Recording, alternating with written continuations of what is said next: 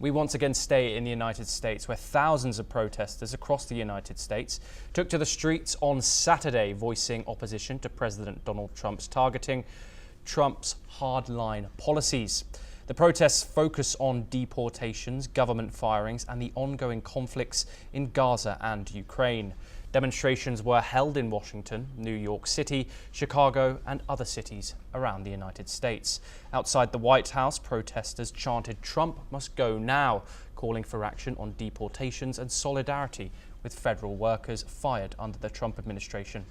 Since his inauguration, President Trump, along with his ally Elon Musk, has overseen the firing of over 200,000 federal workers and efforts to dismantle key agencies. The administration has also targeted universities and detained foreign students, further fueling nationwide protests. This marks the second consecutive day of nationwide demonstrations since Trump took office. Let's take a listen in to what some of the protesters had to say. I think there's been dozens of impeachable offenses committed, and Congress is not doing anything. The courts are standing up, but we can't just rely on that. Our government is not functioning the way it was meant to in the Constitution. He's done so much to destroy our country in less than 100 days. This is my fourth protest, and typically I would sit back and wait for the next election, and we cannot do that right now. We've lost too much already. We can't afford to do that. We're doing this for civil rights, human rights, the protection of all of the agencies that protect people's laborers and finances. So many things, the people that have been whisked away to foreign nations in terrible prisons, and un-American things are happening. It is not okay, it is not normal. So that's what keeps.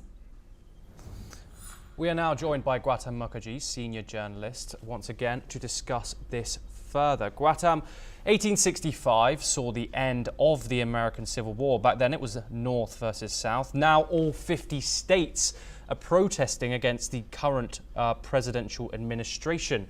What does this tell us about the political polarization in the United States right now? The polarization between the Republicans, particularly the Trump Republicans, and the Democrats, the Democrats are made up of a lot of different groups. Some of them are on the far left. They're practically communists. Some are very pro-Israel. Some are being pro-Israel is a general American stance, and there are Democrats who are pro-Israel. But a great deal of them are also pro-Palestine, Hamas, and so on. You've got a free run all this time under the Democrats to, protest the American involvement in the Middle East alongside Israel. Now, they do not have a free run. They are being clamped down upon. The illegal immigrants are being deported. Gangs are being, caught and either jailed or deported.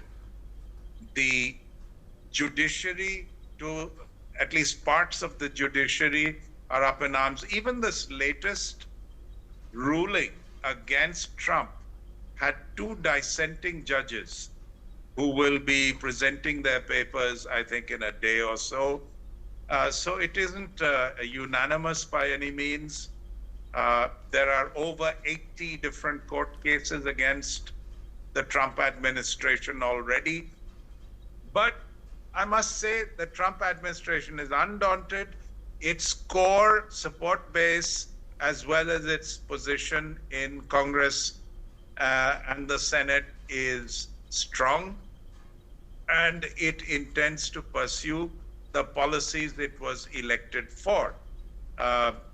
Various people who are trying to paint this out as undemocratic, un-American, are actually saying that, we've had a free lunch and who are you to take it away?